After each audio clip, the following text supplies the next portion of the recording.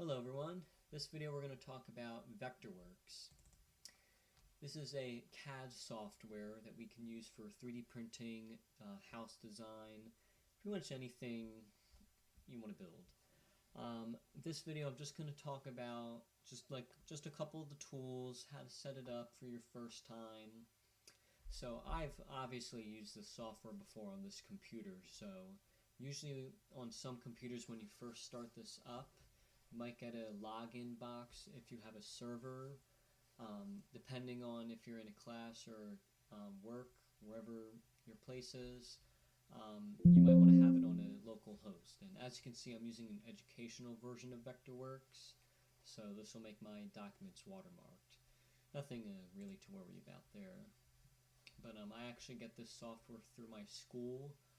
Some schools do this differently, so ask your teacher wherever you get your software from. So as you can see, everything is loading up here. So okay, so depending on where what your settings are, if anything was configured before. Usually if when you first start it up, you might get like a whole grid and everything. To turn that off, you want to go into File, Document Settings, Document Setup, and you want to go to Drawing Lines, Edit, and you will see that these two check marks might be ticked depending on if you've used this before or whatever your settings are. So if you want to turn them off, you can turn them off if you want. So if I show the grid, as you can see now I have like a little grid here, but I personally don't like that on. You can also have a 3D axes if you want. Okay, let me see. Sometimes it doesn't always come up, so let me just try to draw something in here. This is the selection tool, basically to select things like your mouse. This is the pan tool to pretty much move around. You can also hold in on your mouse the wheel if you have an external mouse. You can hold in the mouse wheel and you can just drag around like that. And we also have the flyover tool. There we go. So these are the grids. This is the basically your X and Y axes. So yeah, you can basically turn around. I obviously don't have anything on here at the moment, so it's still looking a little weird. But yeah, so what I'm going to do is I want to go into top plan. So this brings me into the top view in the wired frame rendering. So I'm going to go to a rectangle tool, and I'm just going to draw this in for right now. Make this a little bigger here. I'm going to make this about an inch, I'm going to say. Alright, one inch. Oop. That is not, nope, sorry. Oh no, that's a foot, I'm sorry. I wanted 1 foot. Okay, so we got a foot by foot here. So to extrude this to make it a cube, because right now this is a flat object, so flat square. Like I said, I want to make a cube. So I'm going to, on my keyboard, click Control E simultaneously. And we have extrusion here. So I'm going to make this 1 foot large. And if I go back, alright, so I'm going to go back to my flyover tool, and as you can see here, I have a cube. If you're in the top view, depending on where you started in, right now as you can see here, I have it in a wireframe. So wireframe, you can think of that as basically like the line sketches. So I'm not getting like anything shaded. I'm using Vectorworks version 2022. If you're using anything older, for shaded, you might see OpenGL.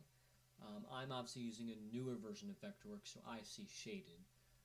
Basically, same thing, nothing really to worry about. But I'm just going to go into shaded here, and as you can see here, we got a cube. So what I'm going to do is I'm going to click on this cube, or extrusion. I'm going to move out my attributes tab, and I want to, let's go to standard. Oops, sorry, classic. Make it a red cube because why not? Oh, sorry, we don't want the opacity there. This can actually, this pen fill, this can be used for basically like the drawing bit, I guess you could think of it as. So I'm going to go back into the wireframe. Don't need to see that. And as you can see here, instead of it being black, now I have blue. So if I click on this again, and I make this green, and I click off of it, I can see we have green.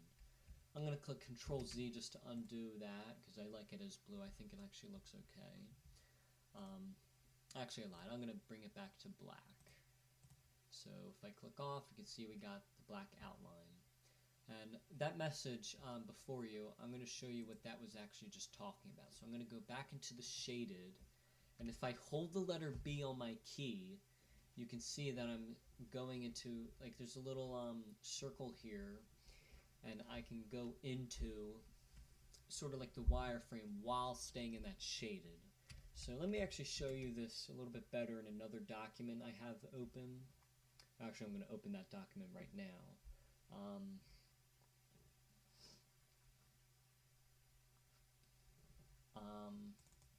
Open my tiny house project. Don't need to worry about that. I hope I have this up in here. Okay, this is just an example project. So we've got a little house here. So right now I'm in the shaded form, or shaded render, so I can see everything. So I'm going to click that letter B again, and as you can see, got a little circle, and everything shows up as the wireframe. So we can see everything on the inside, a little couch there, some of the windows, also the cars. I will talk about that in a later video about the resource manager. It's actually where I got these trees and these bushes and stuff, and also these textures, but we'll talk about that in a later video. Okay, so I'm going to talk about some of the different shading, or the different rendering looks. So I'm going to go into that wireframe. This is what was actually showing up when I was holding that letter B in that shaded. So that's what this was showing in that little circle there. So I'm going to go back to shaded. As you can see here, so let me explain this. So the shaded form is basically more like a quick sketch. It's just very quick. Nothing too fancy here. You can see that the textures on the cars aren't 100% as well. And I do have lighting on here to show daylight and shadows, but that's not showing up because I'm not in that final quality Renderworks.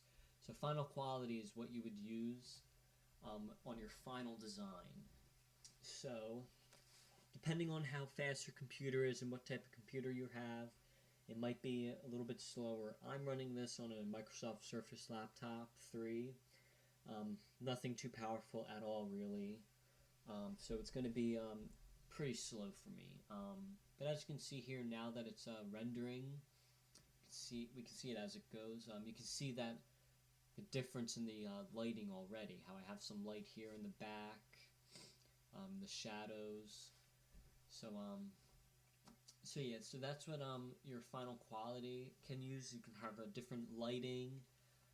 Talk about that again in another video.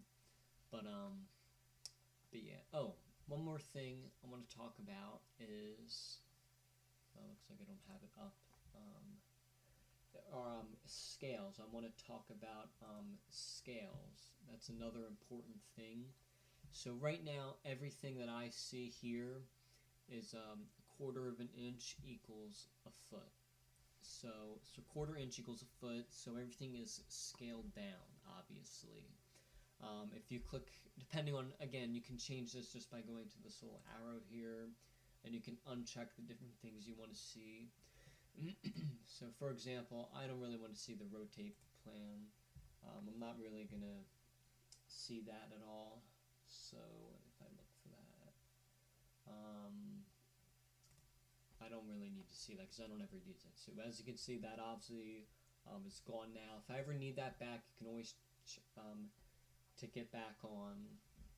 So yeah, so now I have a little bit more space. So if I click the layer scale, you want to make sure you have that enabled in here, by the way. There are many different things you can hear: metric scaling, like doing a foot equals a foot, 1 to 1, 1 to 10, many different things you could choose. So it all really depends on what you want. So yeah, so we're gonna one more thing before I go. Let me actually switch that back to shaded so this isn't heating up my laptop here. You can have different design layers. So for example, I have the textures on the design layer of rendering. And let me actually try to go into the house a little bit. Oh, that's being a little weird. Let me just delete this wall, just so you can see the inside a little bit better. Alright, whoop, sorry. Alright, so we can see we got a little bit of a house here. So we can see that we have a floor here. I'll talk about also in another video. The next video after this, actually, we'll talk about that using the polyline tool. But I have that in the flooring and trim design layer, so I can actually turn that off, and you can see that that disappears. I can also turn that back on. So you can store different things in the design layer. So you can see that I have it in the layer up here, flooring and trim. So I have that in that layer. So you can have different things in different layers if you want to work on different things.